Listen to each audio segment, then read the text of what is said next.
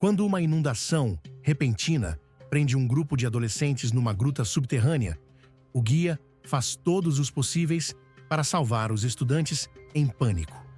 Com apenas alguns minutos de oxigênio restantes, uma passagem catastrófica por um túnel estreito será devastadora. Esta é a trágica história da gruta mais profunda de Manchester. Uma visita de estudo noturna do 8º ano é a parte mais esperada do ano para os alunos da escola primária de Tadcaster, no Reino Unido. Foi uma semana de acampamento, caminhadas e exploração de grutas com colegas de turma e alguns professores num centro educativo ao ar livre, gerido pelo condado. Joseph, Amy e Charlie estavam entusiasmados com a liberdade da exuberante paisagem campestre, sem a supervisão dos pais.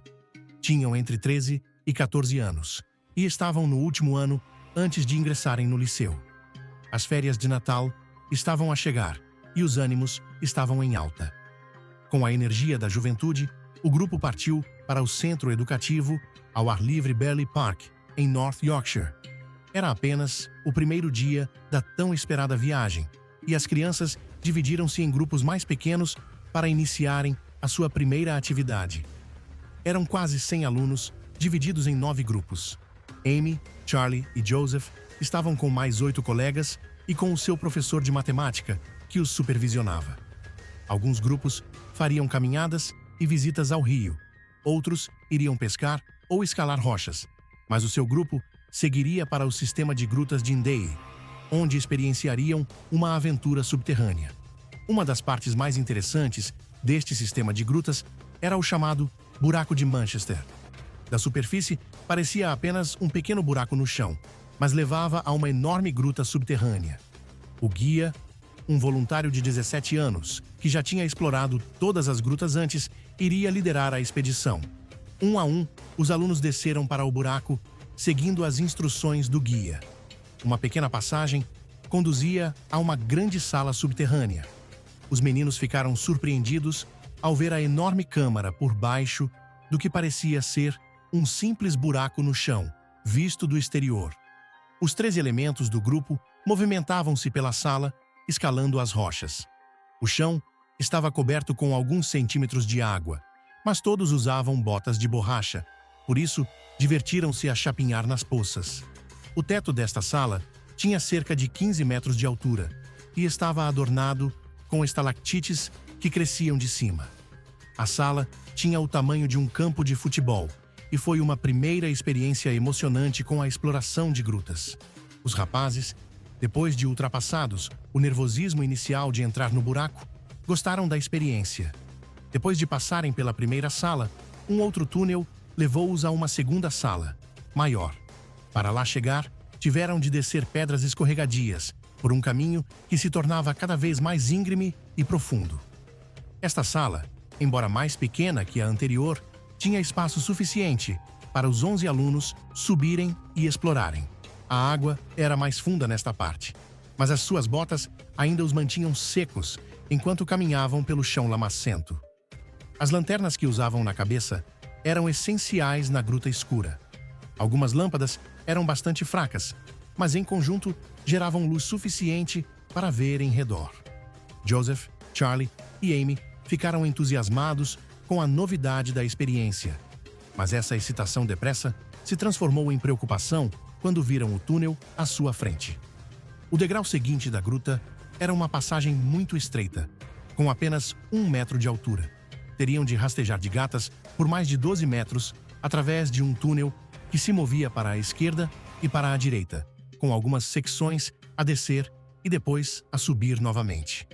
Algumas pedras estavam a aparecer, mas conseguiram ultrapassar todos os obstáculos. Neste túnel, existia um riacho de lama no chão que lhe molhava e sujava as roupas. Estavam nervosos, com a pouca iluminação e com a incapacidade de ver para além da pessoa à sua frente, mas ficaram aliviados quando finalmente conseguiram levantar-se novamente. O professor de matemática ficou atrás do grupo, certificando-se de que todos seguiam o guião. Quando chegou ao fim do túnel, percebeu que o ambiente estava tenso. O guia estava preocupado. O nível da água tinha subido muito e estava frio. Um vento gelado soprava lá fora, embora não houvesse previsão de chuva. O guia não se lembrava de a água ter estado tão alta antes. Os alunos estavam agora numa sala mais pequena, cheia de água gelada até aos joelhos. As suas botas já não conseguiam mantê-los secos e não havia nenhum lugar elevado onde pudessem estar protegidos da água. Enquanto observavam o nível da água, repararam que este continuava a subir. O guia, vendo a gravidade da situação, ordenou ao professor que conduzisse o grupo de volta pelo túnel por onde tinham entrado, enquanto ele se mantinha na retaguarda para garantir que todos estavam em segurança. Um a um, os alunos começaram a regressar. O professor e 9 alunos estavam dentro do túnel quando uma rajada de água fria os surpreendeu. Os alunos que estavam ao fundo entraram em pânico e gritaram, pedindo aos outros que se mexessem rapidamente. Alguns estavam ajoelhados sobre quase 30 centímetros de água, enquanto outros estavam submersos até ao peito na parte mais baixa do túnel. A água continuava a subir e as crianças estavam desesperadas para sair daquela armadilha. O professor saiu rapidamente do túnel e ajudou os alunos a chegar em segurança à segunda câmara, maior. A velocidade com que a água subiu foi chocante. Vários estudantes pararam um pouco antes do ponto mais baixo, conscientes de que teriam de suster a respiração e nadar pela parte inundada do túnel. Todos choravam e gritavam, partilhando um pequeno espaço aéreo no topo do túnel. Charlie disse que teriam de nadar, ou então afogariam-se. Tinha a certeza de que conseguiria suster a respiração durante pelo menos 2 minutos, se necessário, mas pensei que a parte subaquática não seria muito longa, apenas alguns metros. Encorajou os outros a respirar fundo e mergulharam para escapar à água que subia. Na última câmara, restavam apenas 3 pessoas para entrar no túnel. O guia instruiu Amy, que estava a chorar, que deveriam nadar pelo túnel imediatamente ou morreriam afogados. A água estava agora à altura dos seus ombros e quase enchia todo o túnel, a sua única rota de fuga. Joseph, Amy e o guia entraram no túnel com muito pouco ar restante. Havia uma pequena bolsa de ar perto da entrada, mas tiveram de mergulhar para passar pelas pedras e estalactites. Numa dessas sessões subaquáticas, tropeçaram nos corpos dos alunos que tinham ido à frente. O plano do guia era respirar naquela bolsa de ar antes de continuar, mas não havia espaço. Os alunos estavam todos ali, amontoados, tentando recuperar o fôlego e ganhar coragem para mergulhar novamente. Estavam a suster a respiração, sem saber o que os esperava do outro lado, e o pânico começava a tomar conta deles. Amy e Joseph não tiveram outra alternativa senão recuar até a última bolsa de ar disponível. Regressaram ao quarto onde tinham começado, mas a água ainda estava a subir, e o seu guia disse-lhes para respirarem fundo e se prepararem para seguir em frente. Não havia tempo a perder. A água estava quase a tocar no teto, e não dava sinais de que ia parar. Os 3 avançaram até a borda da bolsa de ar, deram um último suspiro e voltaram a mergulhar para passar pelo túnel estreito. Desta vez, os outros alunos já tinham aberto o caminho, e o guia levantou o rosto para dar o último suspiro antes de mergulhar na parte mais baixa do túnel. Amy e Joseph seguiam de perto enquanto seguiam freneticamente as suas vidas. Amy esforçou-se ao máximo para atravessar o corredor e tentou encontrar o caminho às cegas. De repente, uma mão agarrou-a com força e puxou-a para a frente. Joseph foi o último a tentar alcançar o airbag, mas quando lá chegou, já não havia ar. Provavelmente tentou respirar, mas só encontrou água. Entretanto, o grupo que conseguiu chegar à segunda câmara ficou em choque. A água continuava a subir e não sabiam até onde iria. O túnel estava completamente cheio de água e Joseph continuava preso lá dentro.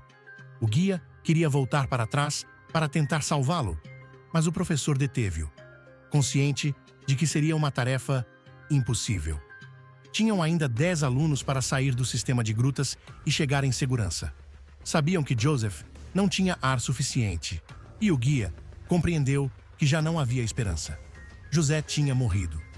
Com o grupo frenético ao seu cuidado, o professor e o guia levaram os alunos de volta à superfície para alertar as equipas de emergência sobre o aluno desaparecido. Ficaram surpreendidos ao ver o céu azul e seco. Não caiu uma gota de chuva.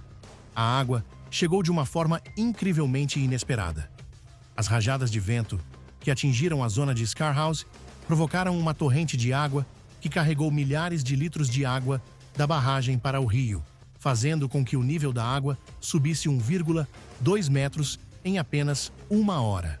Esta água drenava diretamente para o sistema de grutas subterrâneas. Normalmente, a água penetraria lentamente, mas nessa ocasião, a quantidade foi tão grande que sobrecarregou a capacidade de drenagem, enchendo todo o sistema de grutas em apenas alguns minutos. As equipas de resgate chegaram à gruta 20 minutos após a chamada de emergência, mas nessa altura, a cena já tinha mudado drasticamente. O nível da água desceu até aos joelhos e conseguiram chegar ao túnel que dava para a câmara final, onde encontraram o corpo sem vida de Joseph Leeser. O que deveria ter sido uma aventura emocionante para a turma transformou-se numa tragédia que deixou as crianças traumatizadas. Foram apresentadas acusações de negligência contra o Conselho do Condado, que operava o centro ao ar livre, por não ter verificado as condições da barragem antes de entrar nas grutas. No final, foram considerados inocentes das acusações, pois o acidente foi completamente inesperado e não poderia ter sido previsto. Foi um acidente trágico que tirou a vida a um aluno brilhante antes mesmo de a sua vida começar.